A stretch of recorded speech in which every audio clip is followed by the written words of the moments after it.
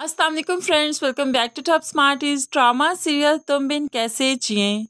फरीदा बेगम का रवैया तो आखिरकार ज़ारा के साथ बदल ही गया, क्योंकि ज़ारा अब उन्हें पोता या फिर पोती की खुशखबरी देने वाली है। आज तो वो खुद खाना भी देकर आई ज़ारा के कमरे में, जिससे ज़ारा बहुत परेशान हो गई। काश इस वक्त अदील होते तो वो ये सब कुछ देखते कितना खुश हो जाते, लेकिन अब ये काश तो काश ही रह जाएगा। दूसरी तरफ साथ जैनी के रवैये को लेकर बहुत परेशान है। अब तो माँ भी समझाने लगी, बेटा रिश्तों में इतनी दूरियां नहीं आनी चाहिए, दूरियों को जल्द अज जल्द सुलझा लेना चाहिए, वरना रिश्ते हमसे बहुत दूर हो जाते हैं। अब साद ने ठान ली कि जैनी जो चाहती है मैं वैसा ही करूँगा। अगर मुझे एनिवर्सरी का दिन याद नहीं रहा तो क्या हुआ, एक अच्छी सी पार्टी अरेंज करता हूँ, सिर्फ मैं और जैनी होंगे। और फिर साद ऐसे ही करता है। तभी तो जैनी का गुस्सा खत्म हुआ। जैनी आज साद के साथ सेलिब्रेशन करते हुए बहुत खुश है।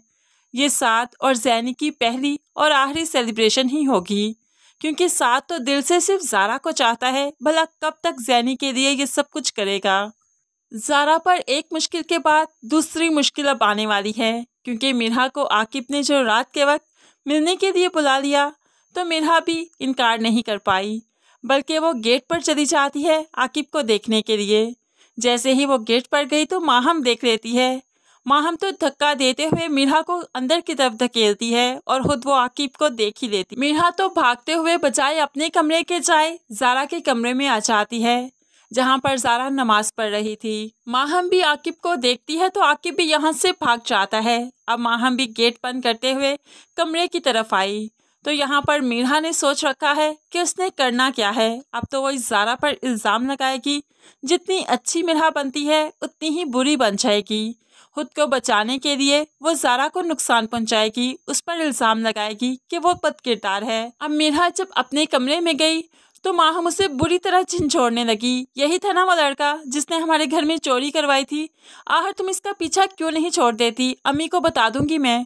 तुम जानती हो हम लोग किस ट्रॉमा से गुजर रहे हैं, तुम्हें अभी भी इस सब की क्यों पड़ी है, क्या चाहती हो तुम। अब तो मिरहा ज़ारा का नाम ही लेगी कि ज़ारा भाभी ने मुझे कहा था एक बार मिल लो तुम उससे।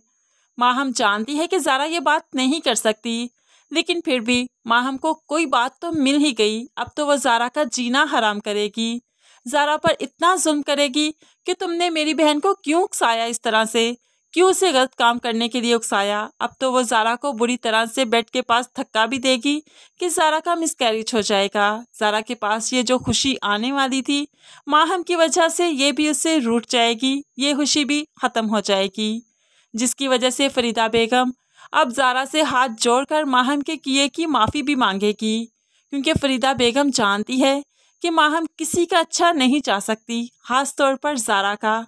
इसलिए तो उसने जानबूझकर ये सब कुछ किया। अब तो ज़ारा के पास सवाए मेके जाने के कोई रास्ता नहीं बचा, क्योंकि ससुराल में रहने के लिए तो अब कोई वजह बची ही नहीं। ना अदील का साथ रहा और ना ही उसका बच्चा।